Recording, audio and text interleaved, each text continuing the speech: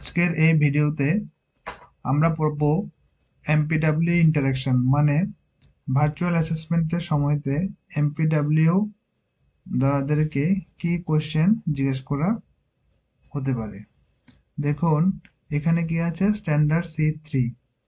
আমরা আগেই জেনেছি আমাদের একটা চেকলিস্টের মধ্যে কি কি পার্ট থাকবে, ঠিক একই রকম ভাবে এই পোর্টালে এমপিডব্লিউ দের জন্য যে কতগুলো স্ট্যান্ডার্ড সেটাকে আলাদা করে নেওয়া হয়েছে। তো আপনাদেরকে স্ট্যান্ডার্ড C3 তে যা আছে সেখানে কম্পিটেন্সি টেস্ট মানে আপনারা যা যা কাজ করছেন সেগুলোর রেগুলার ইভালুয়েশন হয় কিনা, মানে সেগুলো আপনারা ঠিক করে করতে পারছেন কিনা, সেগুলো নিয়ে আপনাদের ট্রেনিং হয় কিনা। তো সেই ক্ষেত্রে আমাদের মিনস অফ ভেরিফিকেশনে যা দেখতে চাইবেন, এখানে অ্যাসেসমেন্ট মেথড হলো রেকর্ড রিভিউ এবং স্টাফ ইন্টারভিউ। তো সেক্ষেত্রে আমাদেরকে মিনস অফ ভেরিফিকেশনে ওনারা 4 থেকে 5 দিনের IUCD training, NSSK, HBNC supervision, management of childhood illness, ঠিক একই রকম ভাবে সেটা হচ্ছে ফিমেলদের ক্ষেত্রে।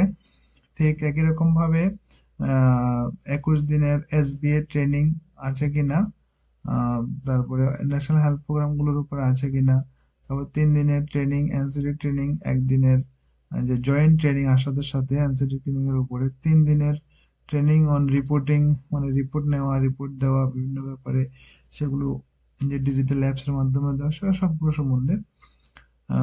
সো সেই ক্ষেত্রে আপনাদের যদি যেমন আবার ইট রাইট ট্রেনিং নিয়ে যদি আপনারা ট্রেনিং করে থাকেন, তো এখানে কি আছে, অনেকগুলো ব্যাপার কিন্তু আমাদের চলে আসে যে কি কি ট্রেনিং আমাদের অনেক সময় কাগজ নাও থাকতে পারে। সেক্ষেত্রে যদি আপনার অর্ডার কপি থাকে, আর যদি ধরুন আপনি কোনো ট্রেনিং এ পেলেন না, সেটা তো হয় না, সেটা আপনাদের যেই ট্রেনিং করে আসুক সে ইন হাউসে বসে সেটাকে ট্রেনিং করে, তো সেই জিনিসটাকে আপনাদের লিপিবদ্ধ করে রাখতে হবে ট্রেনিং রেজিস্টারের মধ্যে।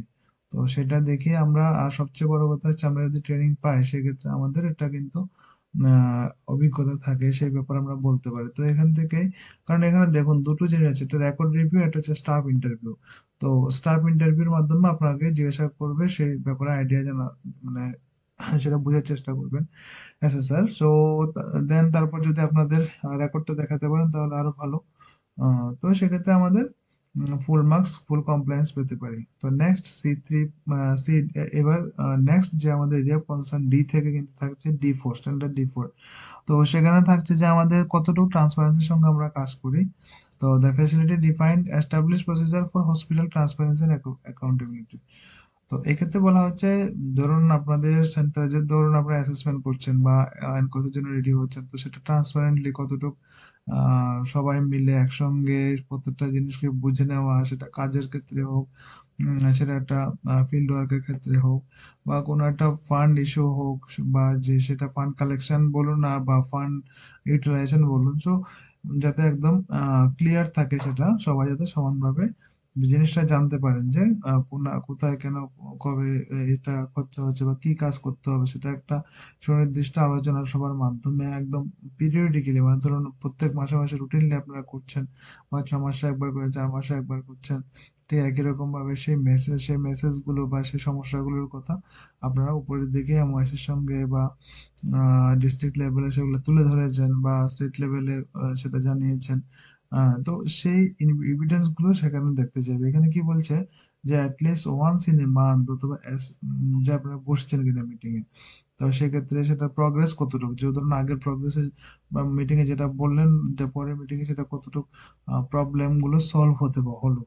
তো একই রকম ভাবে সে মানে প্রবলেম গুলোকে আইডেন্টিফাই করা, খুঁজে বের করা, সেগুলো সেখান থেকে এগুলোকে ক্লোজ করার জন্য, সেই গ্যাপ গুলোকে ক্লোজ করার জন্য আপনাদের কি অ্যাকশন প্ল্যান থাকবে বা ছিল। তো এক্ষেত্রেও দেখুন যে অ্যাসেসমেন্ট মেথড কিন্তু রেকর্ড রিভিউ এমনকি স্টাফ ইন্টারভিউ। তো এক্ষেত্রে মানে দুজনকেই বা যারাই আছেন সবাইকে কিন্তু জিজ্ঞাসা করতে পারে, বা সবাই মিলেমিশে যে যে কাজটা করেছেন তার একটা প্রতিচ্ছবি যাতে অ্যাসেসমেন্টের সময়তে ফুটে ওঠে।